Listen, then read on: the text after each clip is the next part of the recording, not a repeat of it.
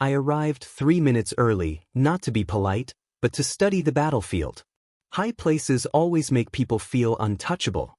Rooftop bars were like altars for men who fancied themselves gods.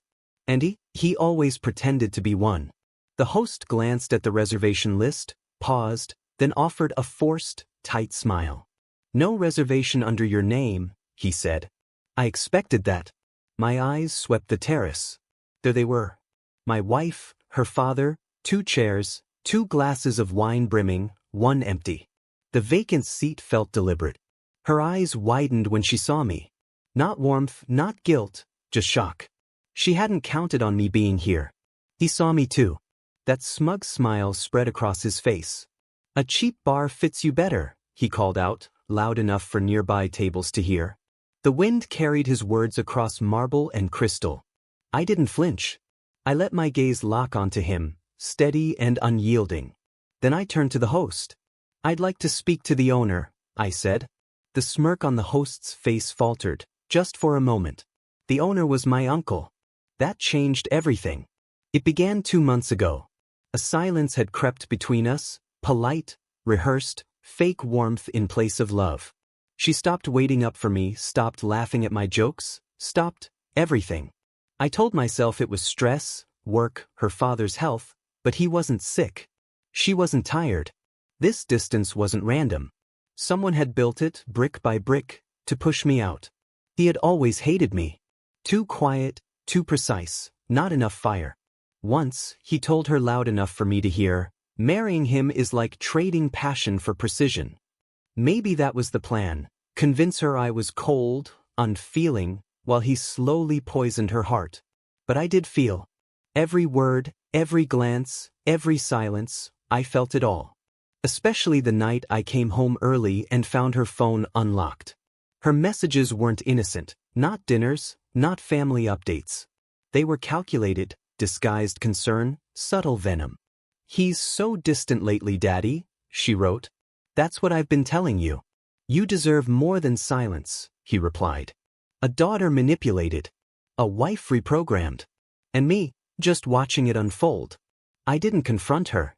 Confrontation is messy, emotional, predictable. Instead, I listened. I observed. I played the fool. Behind the scenes, I traced patterns. Those work dinners? He was always there.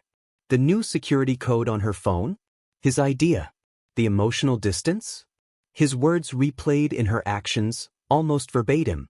I installed recovery software, sifted through old messages, restored deleted voicemails. Then I found it, one message from him to her. "He'll never belong in our world. One dinner. Just us. Let him see the line." It wasn't about a meal. It was humiliation, premeditated. She agreed. "Maybe it's for the best," she whispered. She didn't love me anymore, and worse, she trusted him more than me. I could have walked away. But I wanted more than escape. I wanted clarity. I checked his company ownership records, hired a private investigator to dig into old rumors of tax fraud, visited my uncle, the owner of the very rooftop bar he'd chosen for this final act. When I left, I held 2 things: access to tonight's guest list and the name of a woman he secretly paid alimony to every month. I didn't warn her I'd be there. I simply arrived, watched their smiles tremble into panic. She leaned toward him, whispered something. His face went pale for a heartbeat before he forced that brittle, smug mask back. "What are you doing here?" she asked, voice shaking. "I needed a drink," I said calmly, lifting a sleek folder. Then I handed it to her. Inside were their texts, timeline summaries, financial links to his hidden mistress, photos. At the bottom, a notarized letter from my uncle confirming the guest list, 2 seats only. Her fingers trembled. His jaw clenched. "I wanted you to see the table," I said quietly, "and what it cost to set it." He opened his mouth, but I raised a hand. No words were needed. He looked at her desperately. She stared at me, hollow, unable to cover what she had let happen. The waiter returned with a single glass. Compliments of the owner. I lifted it in a silent toast, then placed a sealed envelope in front of him. Inside, a formal notification to the IRS. Anonymous. Verified. By sunrise, his empire would begin to unravel. He tried to speak. I turned to her first. I was never desperate for love. Only for honesty, I said. Her eyes filled, not with tears, but understanding. Too late. To him, I said only this: gods don't choose the rooftop. They build it. And I built this one, months ago.